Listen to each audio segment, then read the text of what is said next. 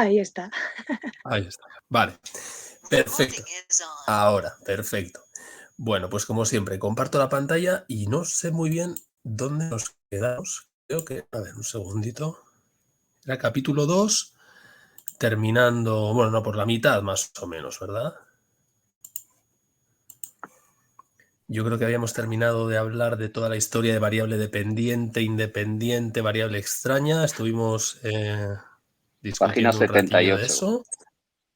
Sí, te Eso quedaste es. Gracias. método, procedimiento para la recogida de datos. Ahí te quedaste. Eso es, vale, es lo que sospechaba, sí. Lo quería mirar antes de empezar, pero no he tenido tiempo. Entonces, bueno, pues aquí empezamos.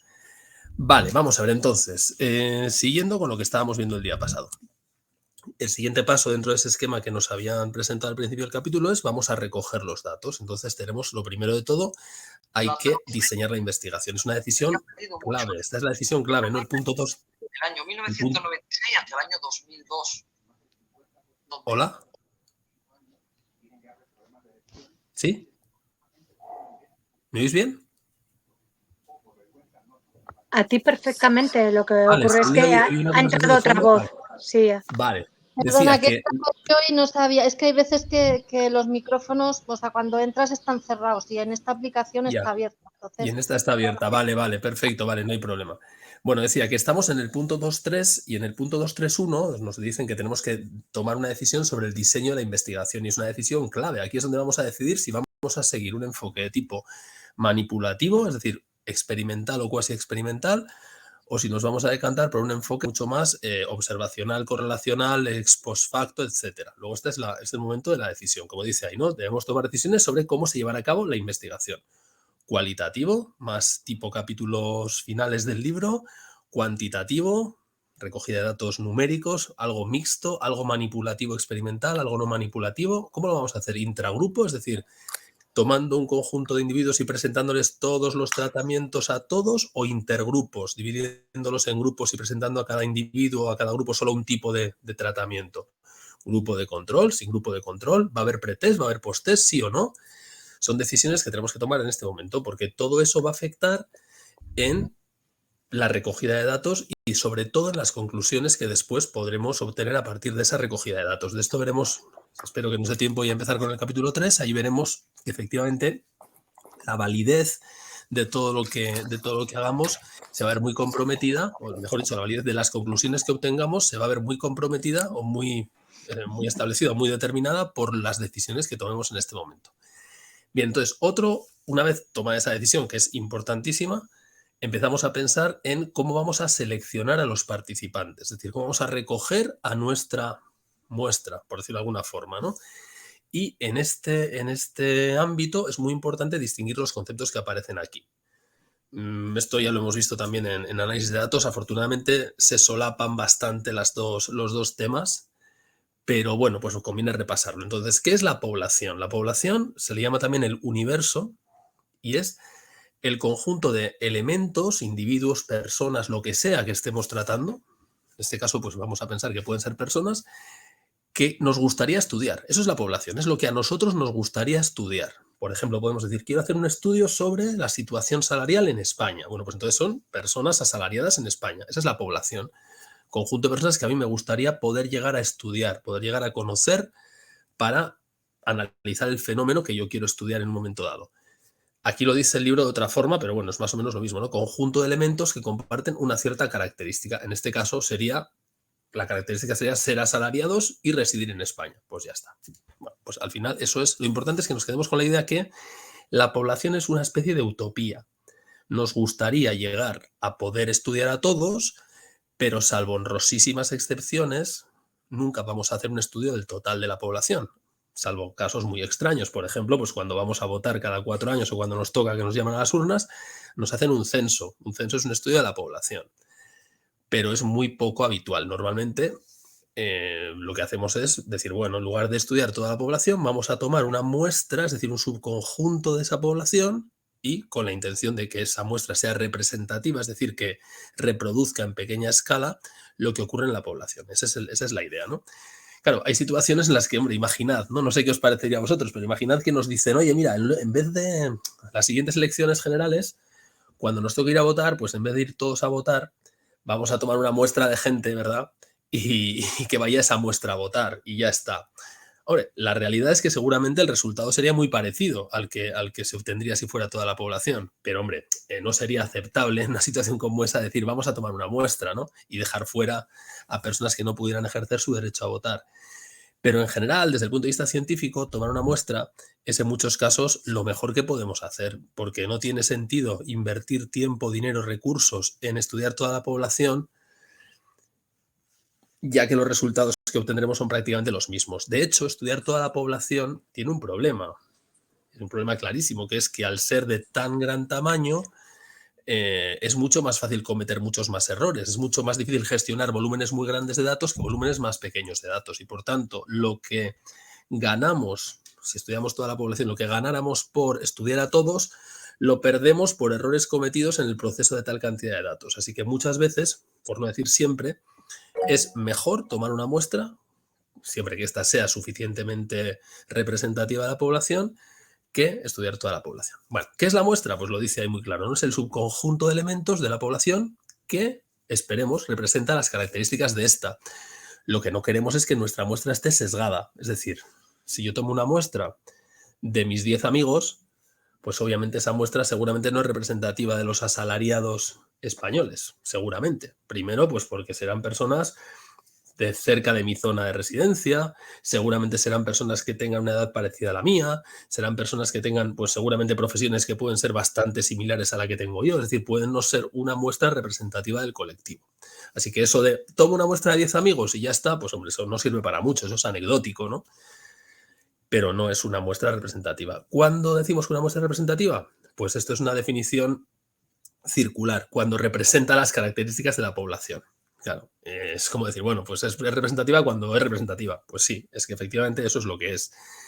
Nos preocupamos más por ver cómo podemos garantizar, qué procedimientos nos garantizan que una muestra sea representativa. Y lo que nos dice el libro y lo que está comúnmente aceptado es que cuando la muestra es aleatoria, es decir, cuando dejamos que el azar actúe y seleccione las unidades muestrales y además de ser aleatoria es razonablemente grande, no tiene que ser enorme, pero que sea razonablemente grande, pues esa muestra es representativa. Y ya veremos qué quiere decir eso de razonablemente grande. Hay unas fórmulas que el libro pues no las comenta, quiero recordar que no aparecen en el libro, pero sí que existen unas fórmulas que a partir de una serie de parámetros que luego trataremos, bueno, enseguida vamos a hablar de ellos, nos permiten establecer cuál tiene que ser el tamaño de una muestra para considerarla representativa de una población determinada.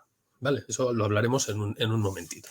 Entonces está claro, por ahora los conceptos importantes son población, lo que me gustaría estudiar, muestra, lo que finalmente acabo estudiando porque, bueno, es suficientemente bueno y además requiere un proceso menor de datos y por tanto pues no nos lleva a tantos errores de tipo sistemático, que se llaman esos errores que se cometen por hacer chapuzas, por decirlo de alguna forma, ¿no?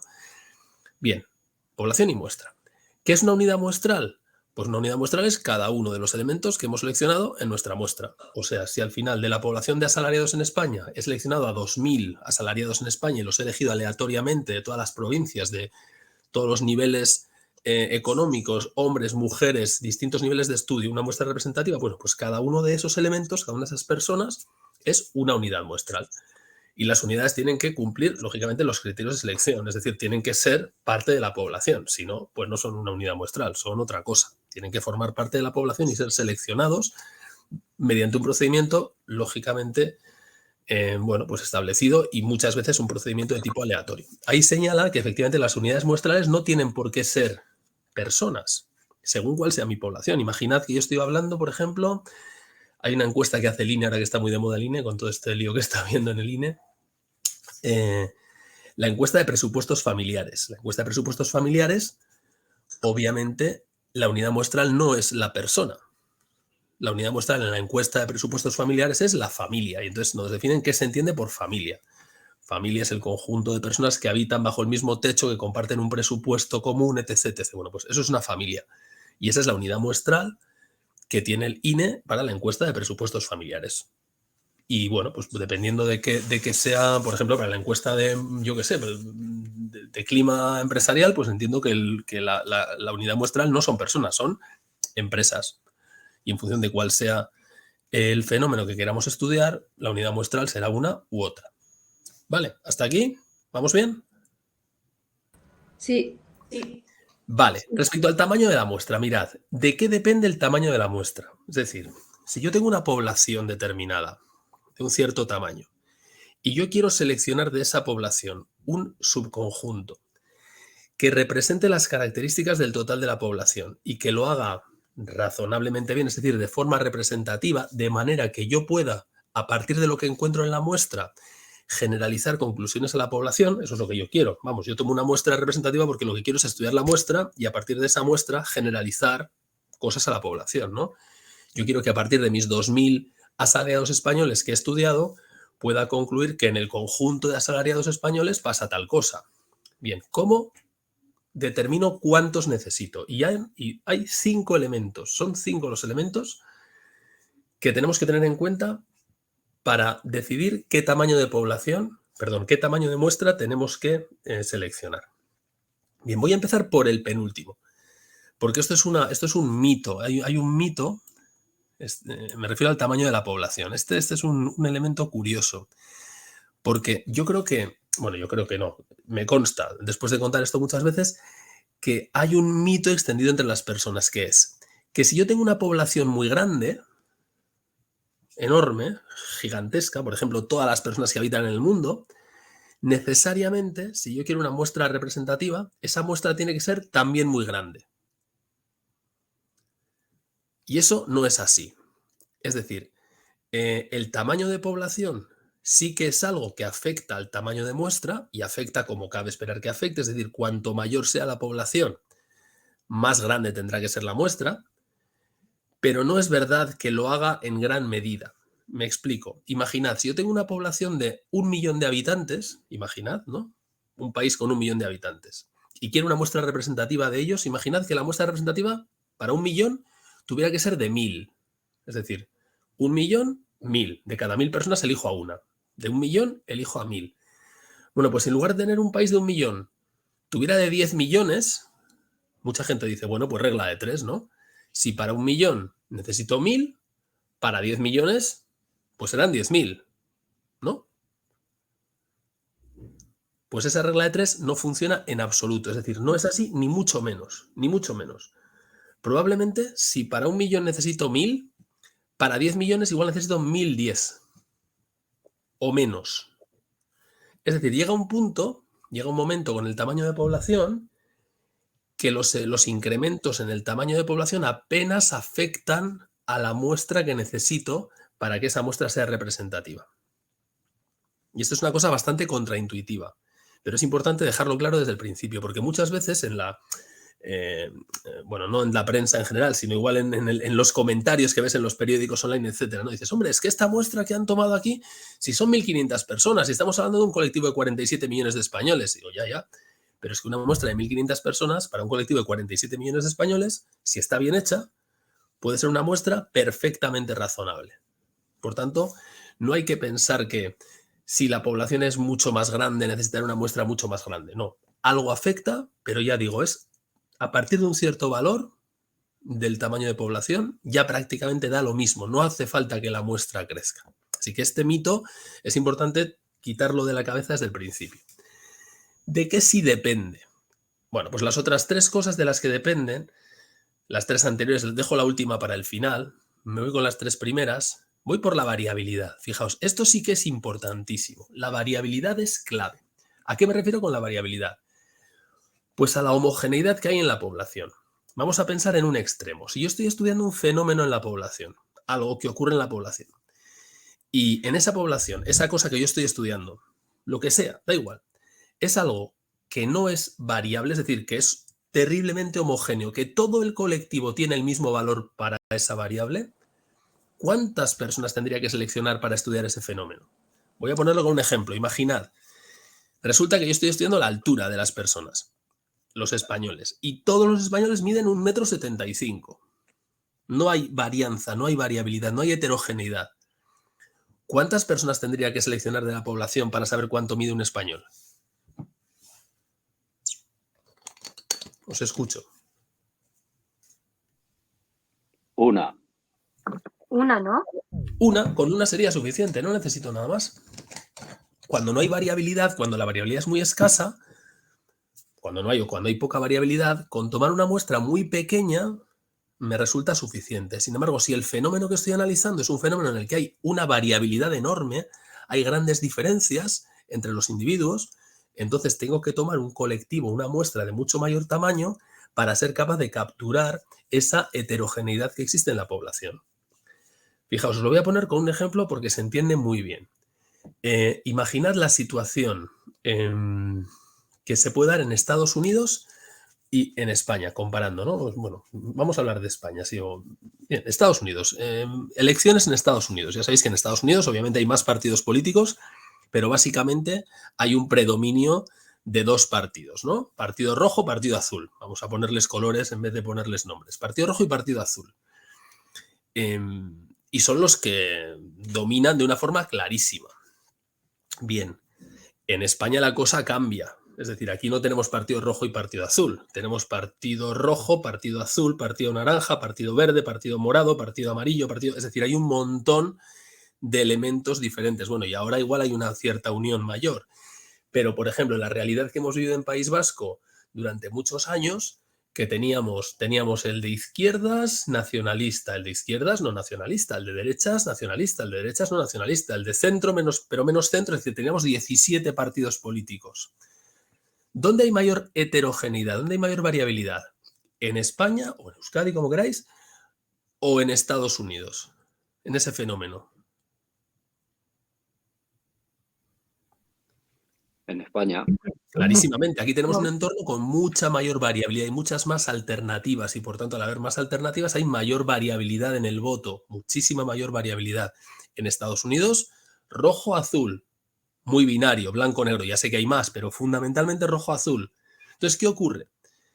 Pues que a pesar de que el tamaño de población en Estados Unidos, estamos hablando de 250 millones de habitantes, es muchísimo mayor que el tamaño de población en el País Vasco, que estamos hablando de 2 millones de habitantes, fijaos hasta qué punto el tamaño afecta poco y la variabilidad mucho, que la muestra necesaria para estudiar una proyección de voto en unas elecciones es mucho mayor en País Vasco que en Estados Unidos. Estoy simplificando mucho la realidad, ya lo sé, pero eso es lo que ocurre.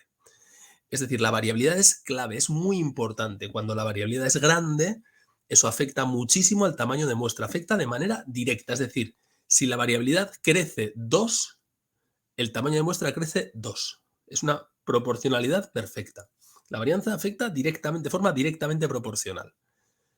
Cuando la varianza crece, el tamaño de muestra crece exactamente en la misma proporción. ¿Vale? O sea que ese concepto sí que es importante. Colectivos muy heterogéneos necesitan muestras grandes. Otro concepto importante. El margen de error que estoy dispuesto a asumir. ¿Qué es esto del margen de error? Vamos a ver, sigo con las elecciones, porque las elecciones nos dan... Es un escenario en el que muchas veces entendemos muchas cosas, ¿no? El margen de error se refiere, seguro que en las noches electorales, no sé si sois aficionados a seguir esto de las 8 de la tarde cuando cierran los colegios y de repente empiezan con las proyecciones del voto, de las encuestas a la salida de urna, etc. Pero bueno, si no sois aficionados, seguro que alguna vez habéis visto cómo se hacen unas proyecciones con unas horquillas y te dicen, mira, pues hemos cerrado los colegios o se han cerrado los colegios y ahora con estos resultados que tenemos en las encuestas que ha hecho no sé qué instituto, resulta que el partido azul tiene entre no sé cuántos escaños y no sé cuántos, entre 107 y 110, por ejemplo. Bueno, pues es entre 107 y 110, esa horquilla, ese intervalo, a eso se llama el margen de error. Ese es el margen de error, de hecho es la mitad de la anchura de la horquilla, pero bueno, para entendernos, la anchura de la horquilla. Si la horquilla que nos dan es muy grande, pues tenemos mucho margen de error. Y si la horquilla que nos dan es muy pequeña, tenemos poco margen de error. ¿Qué creéis que será, qué es mejor, tener poco margen de error o mucho margen de error? Lógicamente, ¿cómo queremos que sean esas horquillas? ¿Estrechas o anchas?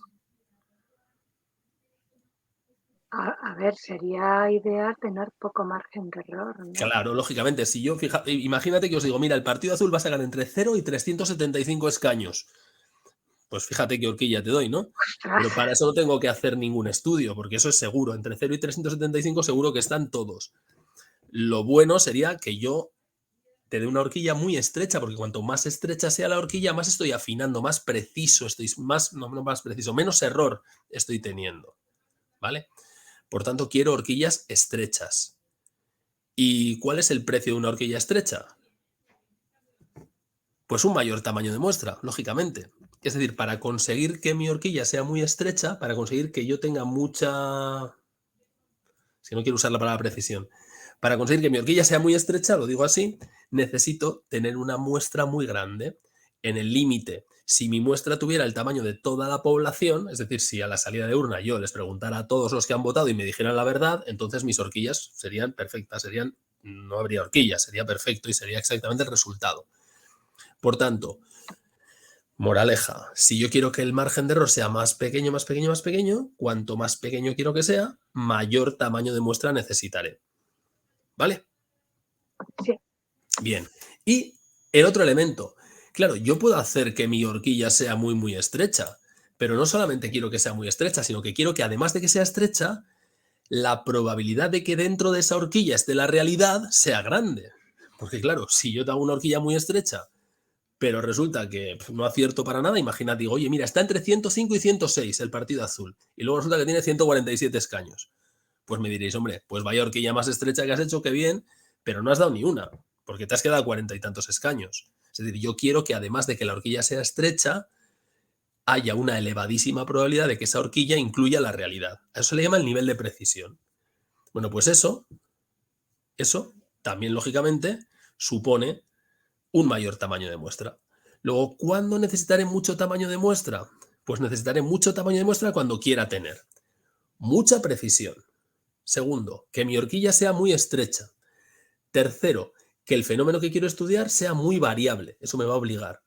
Cuarto, que la población sea muy grande, pero eso no afecta demasiado. Eso es la cuarta cosilla que prácticamente no tenemos que tener en cuenta.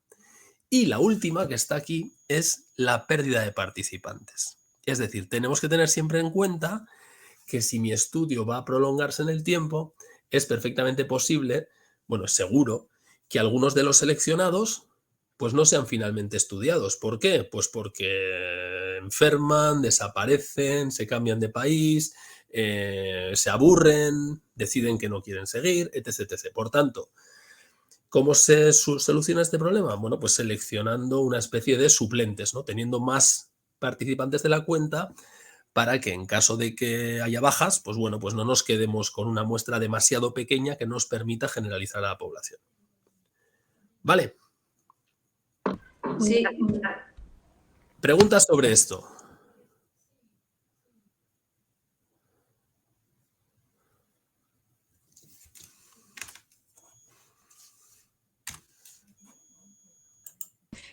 Juanjo, Dime.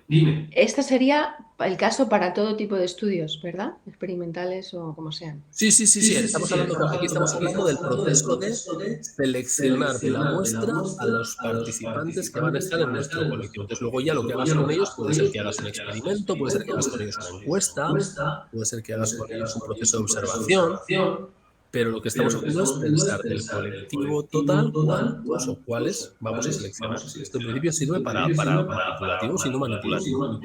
Vale, gracias.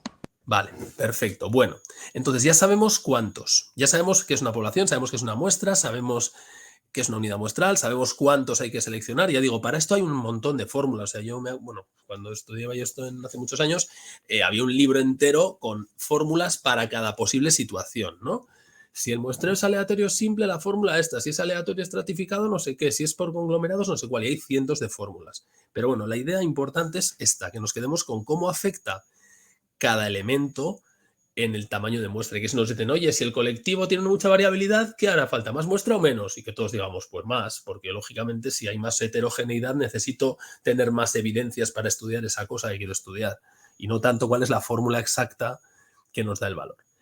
Bien, entonces, eso es importante, determinar el tamaño de la muestra, pero tan importante como eso es establecer cómo vamos a seleccionar a esas personas. Es decir, no puede ser que yo diga, mira, pues ya está, he hecho mis sesudos cálculos y después de mis cálculos me sale que necesito 400 personas. Genial. Perfecto. Y ahora voy y les pregunto a mis 400 amigos. Pues hombre, eso no sirve. Es decir, esos 400, esa cifra de 400 estará bien si ahora tu procedimiento de selección es un procedimiento pues razonable. ¿Vale? Y vamos a ver qué procedimientos nos proponen. Entonces, dentro del apartado técnicas de muestreo 2321 nos presentan dos subapartados. El primero que hablan de técnicas de tipo probabilístico, que es el 23211, y las de tipo no probabilístico, que es el 23212. Entonces, ¿cuál es la idea básica? Bueno, pues la idea básica detrás de los de muestreo probabilístico, no, espérate, no reinicies nada ahora. Ahí. Detrás de los muestreos de tipo probabilístico, la idea es dejemos que el azar actúe. Esa es la idea. ¿Y por qué queremos dejar que el azar actúe? Pues porque el azar actúa bien. Cuando dejamos que el azar seleccione aleatoriamente a las personas de la población, lo que tiende a hacer es una selección que controla, y cuando digo controla lo digo utilizando la palabra controla en el sentido que se usa en esta asignatura, controla el efecto de las variables extrañas. Quiero decir, vamos a pensar, ¿qué ocurre cuando tenemos un mecanismo aleatorio muy sencillo, ¿no? Una moneda que la lanzamos al aire. ¿Qué ocurre? Si yo lanzo una moneda una vez, me sale cara y no me sorprendo. Digo, pues cara, qué bien. La lanzo otra vez, me sale cara otra vez y sigo sin sorprenderme demasiado. Digo, pues mira, 2 caras seguidas. Me sale una tercera cara y, bueno, sigo sin sorprenderme mucho. Pero si lanzo la moneda 70 veces y me han salido 70 caras, ¿qué haríais vosotros? Mirar si solo tiene cara. Yo miraría, porque es que me parecería una cosa extremadamente rara, ¿no? Que ocurriera eso sería una cosa muy, muy, muy, muy improbable. ¿Qué dice la experiencia? Bueno, y además lo podemos comprobar empíricamente, es fácil. Si lanzamos una moneda repetidas veces, muchas veces, en el límite lo que ocurre es que la proporción de caras tiende a ser 1/2 y la proporción de cruces tiende a ser 1/2. Por tanto, es un mecanismo pues, que tiende hacia, ¿no? La frecuencia relativa de aparición de cada uno de los posibles valores tiende a ese valor que se llama la probabilidad de cara o probabilidad de cruz. Vale. Claro, esto no solo pasa con las monedas, pasa con los dados. Si yo tengo un dado y lo lanzo y me sale todo el rato 5, 5, 5, 5, pues miraré a ver si todos son 5, porque lo que cabe esperar y lo que empíricamente se comprueba que ocurre es que a la larga la frecuencia relativa de aparición de cada resultado es 1 partido por 6. ¿Qué implica esto para lo que a nosotros nos interesa? Hombre, pues que si yo selecciono muchas personas de la población y en esa población hay un fenómeno, por ejemplo, que es el daltonismo, vamos a pensar, que está presente en un 10% de la población, bueno, pues si yo selecciono muchas personas, no digo, bueno, muchas, pues 400 personas de la población, ¿qué va a ocurrir con la proporción de personas en mi muestra que son daltónicas? Hombre, que igual no será exactamente el 10%, pero se parecerá bastante, se acercará. Y lo mismo que pasa con el daltonismo, pasa con todo lo demás. Pasa con el género, pasa con la edad, pasa con la profesión, pasa con cualquier cosa que se nos pueda ocurrir o que no se nos pueda ocurrir. Entonces, esa es la forma en la que el azar actúa, seleccionando muestras que son representativas de la población. ¿Por qué? Pues por esto que estamos diciendo, porque a la larga, cuando yo repito un experimento aleatorio, a la larga lo que ocurre es que las modalidades van teniendo frecuencias relativas que tienden a la probabilidad de ese evento y por tanto, cuando la muestra va creciendo, se va pareciendo cada vez más y más y más a la población. Esa es la idea básica que está detrás del muestreo probabilístico. Claro, esto mucha gente pues no se lo cree, dice, ¿esto funciona? Pues sí, esto funciona. Es decir, si lo comprobáis, veréis que efectivamente funciona y funciona bien.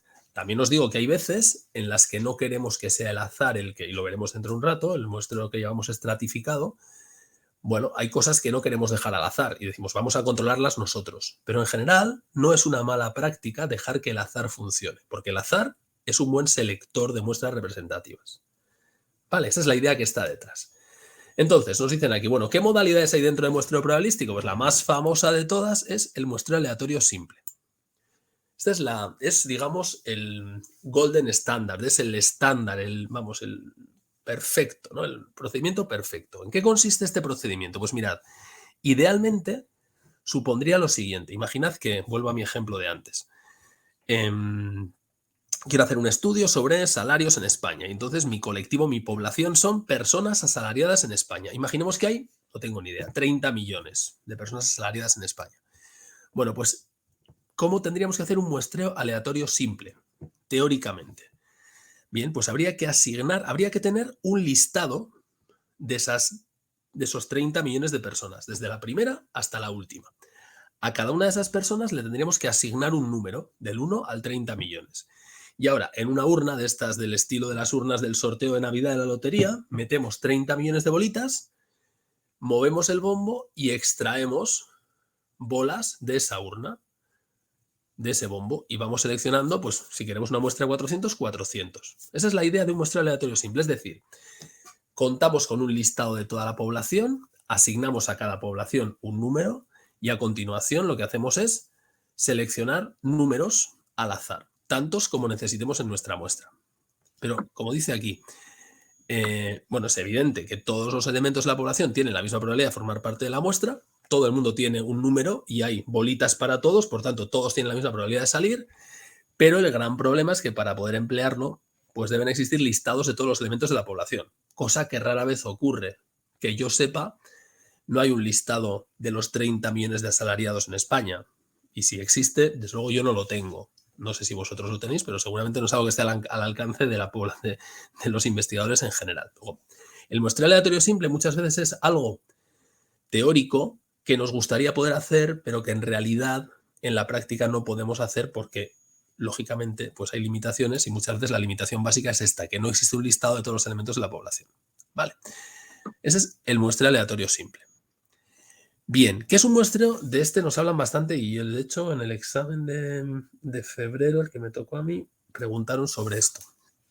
¿Qué es un muestreo aleatorio estratificado? Vamos a ver. La idea es básicamente la misma, pero en vez de dejar que el azar actúe sobre todo, hay cosas que no queremos dejar al azar, porque entendemos que son demasiado importantes o porque queremos asegurarnos de que en nuestra muestra las proporciones que se dan en la población se dan exactamente en la muestra. Quiero decir, imaginad, si yo tengo una población en la que hay un 50% de hombres y un 50% de mujeres, y yo hago un muestreo aleatorio simple, el de antes, bueno, lo que cabe esperar en mi muestra es que más o menos haya un 50% de hombres y un 50% de mujeres, pero no garantizamos que haya un 50% de cada uno. Pues puede haber un 49-51, un 48-52, depende del tamaño de la muestra. Entonces, imaginad que el género es una variable clave en mi estudio. Y digo, no, yo esto no lo quiero dejar al azar. Quiero asegurarme de que en mi muestra hay exactamente la misma proporción de hombres y mujeres que hay en la población, porque en esto necesito que mi muestra sea perfectamente representativa. Y cuando digo género, digo estado civil, digo lo que sea. Es decir, en cada estudio puede haber algunas variables que sean extremadamente importantes y que queramos controlar y que no sea el azar el que actúe para controlarlas. Entonces, en ese caso, no deberíamos hacer un muestreo aleatorio simple. ¿Por qué? Pues porque, como digo, el aleatorio simple garantiza que más o menos se conservan las proporciones, pero en el estratificado podemos garantizar porque lo fijamos nosotros. Entonces, ¿qué hacemos? Pues muy fácil. Volvamos al ejemplo de antes. Imaginemos asalariados en España y yo quiero que se conserve 50% de hombres y 50% de mujeres. Bueno, pues en lugar de tener una población, creo dos. Digo, mira, hay una población de asalariados hombres, otra población de asalariados mujeres y ahora en cada una de ellas voy a hacer un muestreo aleatorio simple de 200 y ya está. Y así tengo 200 hombres y 200 mujeres. Eso es un muestreo aleatorio estratificado, no es más que eso. El libro lo lía un poco, pero es que no es más que eso. Como digo aquí, la característica objeto de estudio, por ejemplo, el salario, imaginemos, ¿no? No se distribuye de forma homogénea en la población, sino que existe alguna variable, por ejemplo, el género, que está muy relacionada con dicha característica y no queremos dejar que sea el azar el que se encargue de controlarla. Queremos asegurarnos, oye, mira, esta variable que es vital para mi estudio, la quiero controlar perfectamente. Bueno, pues los valores de esa variable, en este caso la variable género, definirían lo que llamamos los estratos, estrato de mujeres y estrato de hombres, o estrato de lo que sea, perdona, pues de solteros, casados, divorciados y viudos. Y en cada uno de ellos hacemos un muestreo aleatorio simple. Es decir, sería un estratificado es varios muestreos aleatorios simples, tantos como estratos hayamos definido. Y los estratos se definen por esas variables que son súper importantes para explicar el fenómeno que yo quiero estudiar. ¿Se entiende esto?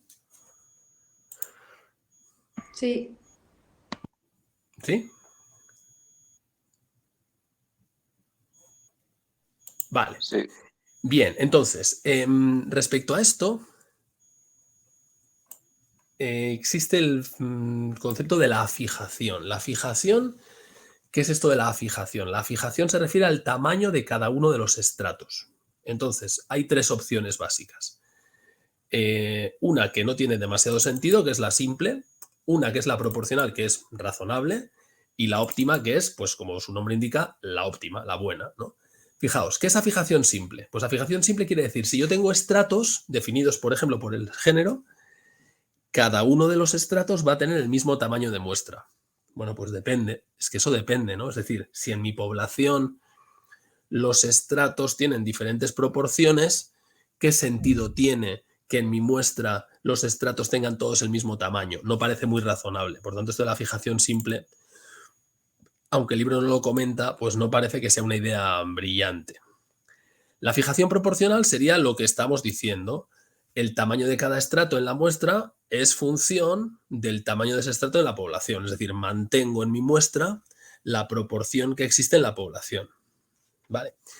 Y la siguiente idea, la fijación óptima, tiene en cuenta otra cosa. Dice, oye, mira, está bien eso, está bien que lo que ocurre en mi muestra, perdona, que lo que ocurre en mi muestra, perdona que tengo una llamada.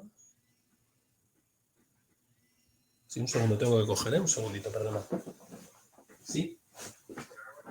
Hola. Sí, dime. Entonces, chicos, chicas, afijación es algo que no se mueve, ¿no? Sí.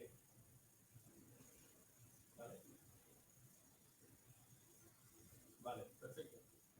Y alguien me puede responder. A mi cuenta. Venga, hasta luego, abuelo. Vale, Creo que no va por ahí Tengo los que tiros. leerlo y te digo, porque estoy ahora mismo... Perdona, que tenía una llamada y tengo media familia viajando por ahí y tenía que cogerla. Vale, perdonad.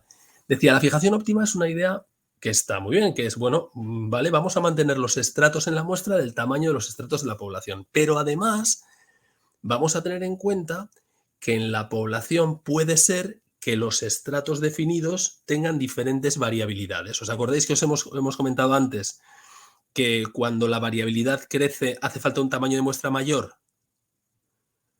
Pues esto es lo que se tiene en cuenta en la fijación óptima. La fijación óptima dice, mira, vamos a ver, imaginad que yo tengo, vuelvo a mi ejemplo de antes, resulta que en la población hay un 50% de hombres y un 50% de mujeres, pero estamos estudiando un fenómeno que es el salario, y resulta que la heterogeneidad salarial, la variabilidad salarial en las mujeres es mucho mayor que la heterogeneidad salarial en los hombres. Los hombres tienen salarios más parecidos entre ellos y las mujeres tienen salarios más diferentes entre ellas. Bueno, pues en lugar de hacer un muestreo aleatorio estratificado en el que la proporción sea 50-50, que es lo que diría el número de personas en la población, vamos a hacerlo de forma que, para recoger esa mayor variabilidad que hay en mujeres, en mi muestra voy a tener un 60% de mujeres y un 40% de hombres. ¿Vale? Es decir, la fijación óptima tiene en cuenta dos elementos: el tamaño del estrato en la población y además, adicionalmente, la heterogeneidad de ese estrato en la población. ¿Sí?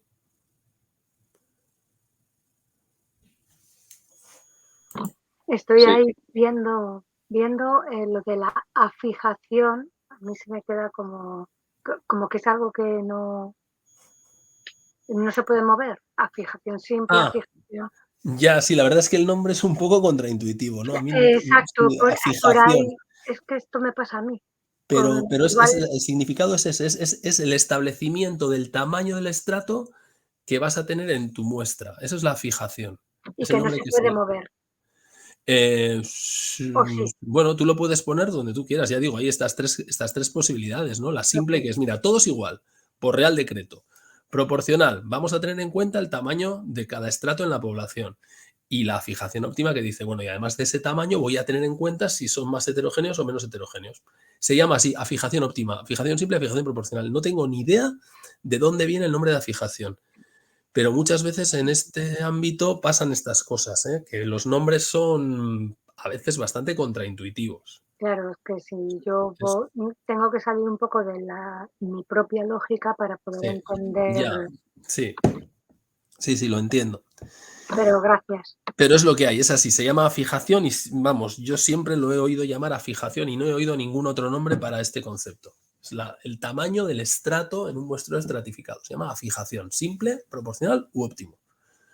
Lo importante es que nos quede claro que es el simple parece una idea que no es muy buena, el proporcional parece lo razonable, porque mantiene lo que pasa en la población, lo mantiene en la muestra, pero además el óptimo dice, bueno, cuidado, porque mantener la proporción está bien, pero si en un colectivo hay más heterogeneidad, sería bueno también incorporarlo y por tanto tomar una muestra más grande para ese colectivo que es más heterogéneo. Y el nombre es afijación, que no tiene un significado de que tenga que ser fijo, ni constante, ni nada. Ajá. Yo lo traduciría como selección, porque aquí todo viene relacionado con selección de los participantes, selección de la muestra. Igual lo que da más información es si es simple, proporcional u óptimo. Esa es la cuestión. Sí, claro, me tengo que fijar en esto. Y no Yo lo vería más a fijación como algo que no está fijado, porque el término A es que no hay nada. A saber, pero ya digo que claro, es que son muchas... El término A siempre es que no hay nada. A fijación sería que no está fijado en nada. Fijación sí. Seguramente el término afijación ni siquiera estará en la RAE. O sea, yo si tuviera que apostar, seguramente ni estará. Pero bueno, ya digo, yo no lo he visto en ningún otro sitio fuera de este contexto, la palabra afijación. Más que para establecer eso, cómo determinar el tamaño del estrato en un muestreo estratificado. Vale, vamos a pasar al de conglomerados, que esta es otra idea. Fijaos que hasta ahora lo que estábamos haciendo era muestrear individuos, ¿no? Muestrear elementos, unidades muestrales, personas, familias, lo que fuera. Bueno, en el muestreo por conglomerados lo que hacemos es, fijaos que nosotros no perdamos nunca de vista lo que estamos buscando. Lo que queremos es partir de una población y obtener una muestra que sea representativa de esa población. Y hemos dicho, una idea es el muestreo aleatorio simple. Problema, no hay listados y esto es complicado. Otra posibilidad, muestreo estratificado, para conseguir mantener las proporciones. Vale. Tercera idea, y esta sí que se lleva a la práctica mucho. Bueno, vamos a hacer lo siguiente. Imaginad que seguimos con el mismo ejemplo para no perdernos, ¿no? Asalariados en España. Digo, bueno, ¿cómo consigo yo una muestra de asalariados en España? No tengo un listado de los 30 millones. Bueno, pues vamos a hacer lo siguiente. Vamos a muestrear por conglomerados. Es decir, vamos a empezar por ejemplo, elegir algunas comunidades autónomas. No todas, porque, claro, si yo tuviera que elegir, pensad, ¿no? Si hay 30 millones de asalariados que están repartidos por todas partes y yo tengo que hacer una encuesta que supone, imaginad, visitas a domicilio, que no fuera una encuesta online, sino que fuera una encuesta con visitas con encuestadores a domicilio, sería una locura de caro y de tiempo que nos llevaría. Entonces decimos, mira, no, esto es muy complicado. Vamos a tomar una muestra de comunidades autónomas. En lugar de estudiar las 17, pues mira, vamos a elegir 4. Y estas comunidades van a ser, las elegimos al azar y elegimos, pues vamos a decir, la comunidad de Galicia, Cataluña, Andalucía y venga, y País Vasco, ya que soy yo de aquí, ¿vale? Galicia, Andalucía, Cataluña y País Vasco. Venga, esas 4 comunidades. Y entonces dices, bueno, genial. Ya tengo un primer muestreo, una primera fase del muestreo por conglomerados, porque lo has elegido al azar entendiendo que, bueno, pues que esas comunidades pueden ser representativas del conjunto. Aquí empezaría la crítica, ¿no? Pero bueno. Siguiente paso. Ahora vamos a pensar en País Vasco, que es una de las 4 que he elegido. Claro, no voy a elegir las 3 provincias, Álava, Vizcaya, Guipúzcoa. Voy a elegir, de las 3 voy a elegir una al azar. ¿Cuál? Pues venga, voy a elegir Guipúzcoa, ¿vale? ¿Por qué? Pues porque al azar ha salido al elegir, pues he tirado un dado y me ha salido que un 2 y entonces el 1-2 era Guipúzcoa. Pues ya está, pues Guipúzcoa, perfecto. Claro, en Guipúzcoa tengo 81 municipios. ¿Voy a visitar los 81 municipios? Pues no, vamos a elegir unos cuantos al azar. ¿Cuántos? Pues venga, vamos a elegir 10. ¿Y cuáles son? Pues son Tolosa, San Sebastián, Rentería, Hernani, yo qué sé, 10 municipios de Guipúzcoa, ¿vale? Y ahora, en esos 10 municipios, claro, no vamos a visitar todas las calles, por ejemplo, de San Sebastián. Vamos a elegir dentro de San Sebastián algunos barrios. Y aquí tenemos el barrio de, pues por ejemplo, elegimos el barrio de Gros, Ayete y Antiguo. Ya tenemos 3 barrios.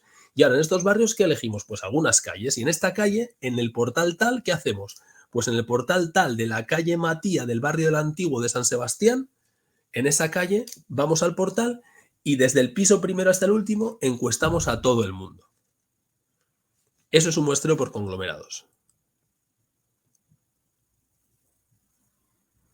¿Se entiende la idea? Es decir, vamos tomando decisiones sujetas al azar en las que vamos muestreando subconjuntos como si fuera un esquema de muñecas rusas. Cada vez vamos dentro de cada elemento que seleccionamos otro que está dentro de él, es decir, comunidades autónomas, dentro de las comunidades autónomas provincias, dentro de provincias municipios, dentro de municipios barrios, dentro de barrios calles, en calles portales, y una vez que llegamos al portal decimos, y aquí, todos los que vivan aquí los encuesto, o los entrevisto, o lo que sea.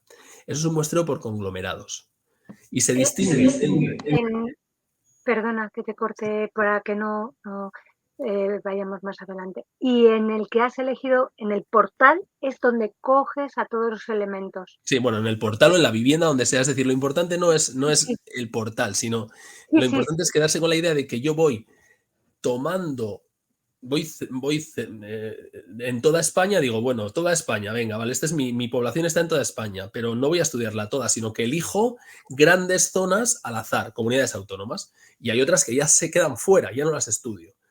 Y ahora, dentro de una comunidad autónoma, elijo una provincia o dos, o tres, elijo algunas provincias, y dentro de esas provincias algunos municipios, y dentro de esos municipios algunas calles. Obviamente no me quedo solamente con el portal 17 de la calle Matía del barrio del Antiguo del municipio de San Sebastián de Guipúzcoa, País Vasco, España, no. Me quedo con varias situaciones de esas. Habrá un portal en la calle tal, habrá otro portal en otra comunidad autónoma, en otro municipio y en otro tal, pero la idea es que veáis cómo vamos poco a poco haciendo como zoom in, nos vamos centrando en un punto y decimos, y ahí encuesto a todos los que pillo, para entendernos. Exacto, es en el final donde te quedas con todas las muestras. O sea, eso es. Eso es lo que yo... Eso es. ¿Qué gran ventaja tiene esto?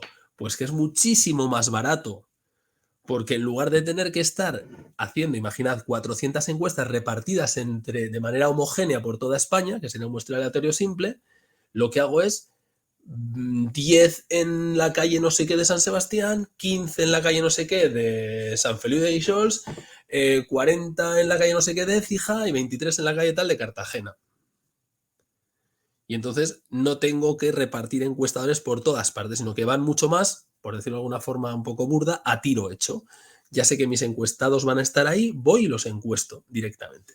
Es un muestreo por conglomerados. Gran ventaja, económicamente mucho más sencillo, en términos de tiempo mucho más rápido, pero tiene una pega, que es, bueno, pues que desde el punto de vista de la aleatoriedad, pues hombre, no es tan aleatorio como un muestreo aleatorio de verdad. ¿Vale? Entonces, se considera dentro de los muestreos aleatorios, ya veis que está clasificado aquí dentro, muestreo probabilístico, pero es de una categoría, digamos, menor. Aunque ya digo que es el que más se utiliza. Si miráis las fichas técnicas de las encuestas que se publican en prensa, veréis muchas veces que dice muestreo polietápico, muestreo bietápico, muestreo monoetápico. Bueno, pues eso es. Un muestreo polietápico, bietápico, polietápico son muestreos por conglomerados, en los que hay varias etapas, si es polietápico, varios saltos de comunidad autónoma, provincia, municipio, o monoetápico si lo hubiera una, ¿no? Que no es lo habitual. Entonces, cuando dicen muestreo polietápico, es una forma fina, una forma bonita de decir, he hecho un muestreo por conglomerados, es decir, esto que os acabo de contar. Y la inmensa mayoría de estudios que vemos publicados en prensa están basados en muestreos de este estilo. ¿Sí? Una pregunta, Juanjo. Dime. Antes de esto, de hacer la selección de todo lo que has dicho, no hay ningún tipo de conocimiento por parte de quien lo hace sobre los rasgos de cada persona o de cada barrio, lo que sea, ¿no? O sea, es al azar. Bueno, podría ser que lo hubiera, pero no tiene que haberlo. Es decir, la idea es que sea un proceso aleatorio, es decir, que tú elijas. Vamos a ver, imagínate que quieres hacer un muestreo polietápico primero con comunidades autónomas, luego provincias y luego municipios. Lo suyo sería que tú dijeras, como hay 17 comunidades autónomas, voy a elegir al azar. Imagínate que eliges 5 y las eliges al azar, totalmente al azar. Metes 17 bolas en una urna o coges un ordenador que genere números aleatorios y eliges 5 comunidades autónomas de las 17. Tú no dices, mira, va a ser Madrid, Barcelona, o sea, Madrid, Cataluña, no, las eliges al azar. Dentro de cada comunidad autónoma, si quieres irte a algunas provincias y no a todas, también ese proceso de selección de comunidades de provincias dentro de comunidades autónomas debería ser aleatorio, no algo que tú eliges. Ahora vamos a ver, en la segunda parte vamos a ver cuando tú eliges, pero aquí no, aquí gobierna el azar, es decir, el azar elige las provincias. Y dentro de cada provincia deberías tener el listado de municipios y elegir los municipios al azar también. Es decir, en principio no deberías dejar que tu conocimiento sobre los rasgos de los encuestados se tenga en cuenta. Por ejemplo, estoy pensando, imagínate, barrios en un municipio. Pues todos sabemos que hay barrios que son de un cierto perfil y barrios que son de otro cierto perfil. Entonces, no deberías ser tú, como investigador, en este proceso de muestreo por conglomerados, el que decidiera este barrio sí, este barrio no, sino que debería ser el azar el que eligiera qué barrios sí, qué barrios no. Ok, gracias. Vale. Bien, esos son los muestreos de tipo probabilístico, muestreos en los que actúa el azar. Y los no probabilísticos, que podéis decir, hombre, ¿y esto? Pues también los hay. Es decir, muchas veces puede tener sentido hacer un muestreo de tipo no probabilístico. No actúa el azar, sino que es el investigador el que decide quién va a formar parte de la muestra y quién no. ¿Vale? Eso es un muestreo no probabilístico. No actúa el azar, sino que es el investigador el que toma la decisión. Tú si eres muestra, tú no eres muestra. Así de fácil. ¿Cuál os parece mejor desde el punto de vista científico?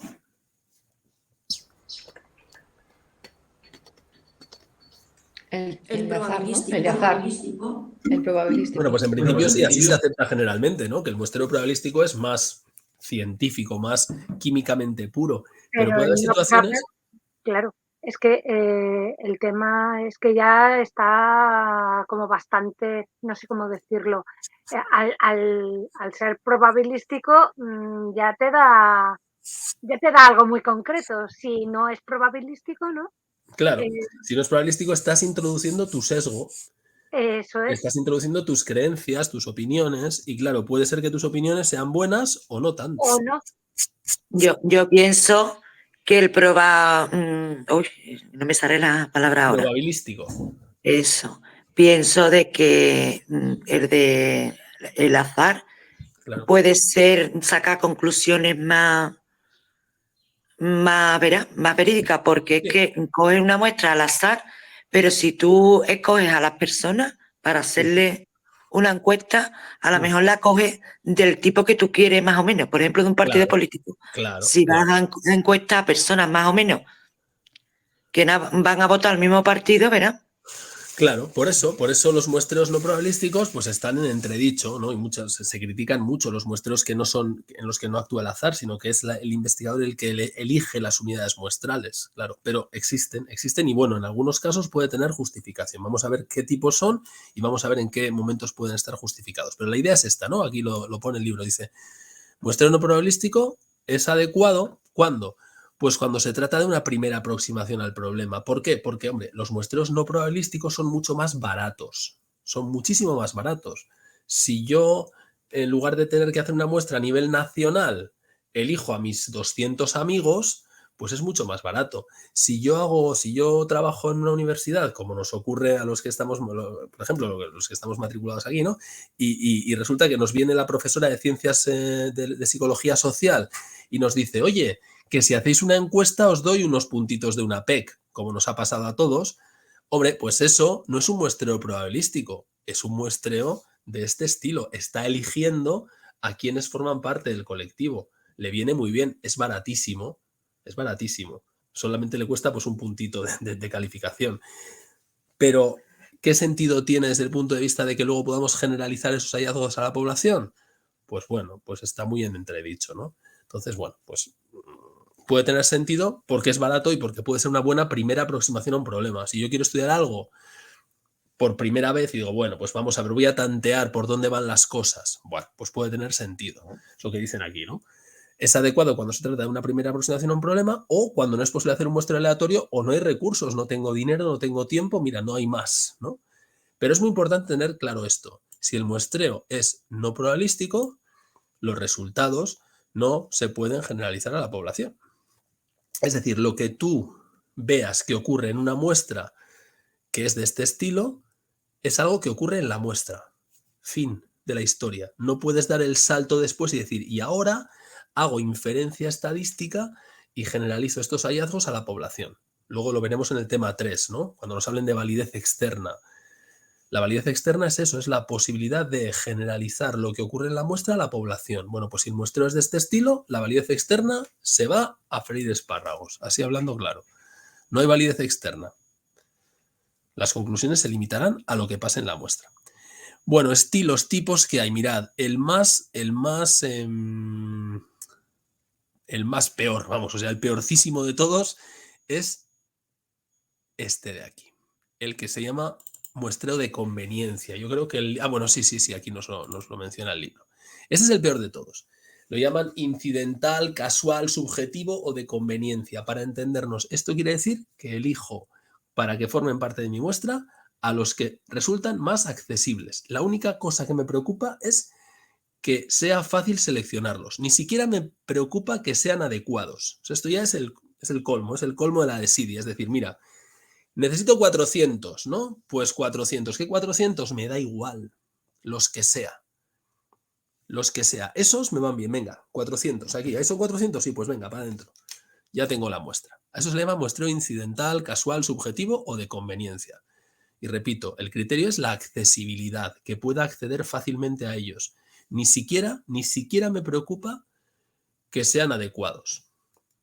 Vale. El siguiente nivel, que es un poquito mejor, es lo que se llama el muestreo intencional opinático, teórico o de juicio experto, ¿vale? Aquí hay una cierta preocupación.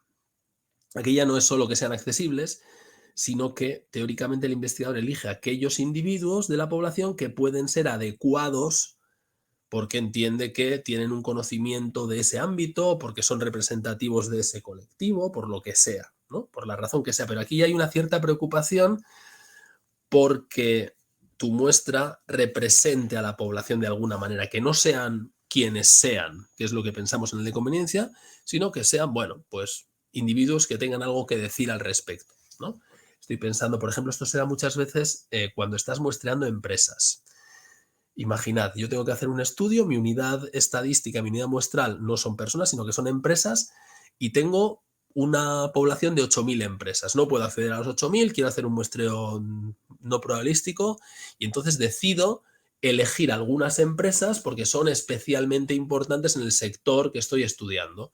¿Por qué? Pues porque tienen una cantidad de trabajadores muy grande, porque son líderes del sector, por lo que sea. Es decir, hay algún criterio que me permite establecer algunos individuos, empresas, lo que sea, ¿no? Mi unidad muestral, me permite establecer que son más representativos y que, por tanto, de alguna forma, si están en mi muestra, eso la va a enriquecer y la va a hacer más representativa de la población.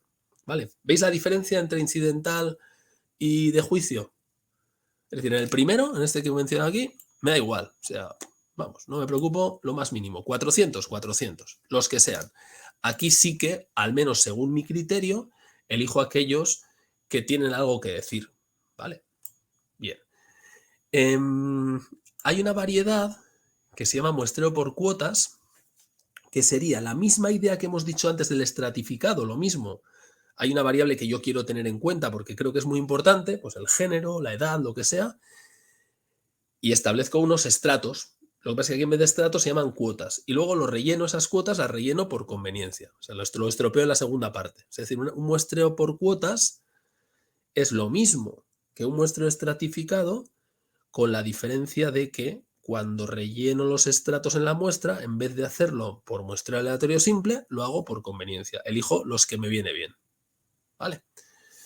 Y luego hay otro que se menciona también, que es el muestreo en bola de nieve, que este es ingenioso. Este es un muestreo que se utiliza cuando quieres localizar colectivos que son un poco extraños, ¿no? Yo qué sé, imaginad que quiero muestrear a la población de jugadores de ajedrez. Se me ocurre así ahora la tontería, ¿no?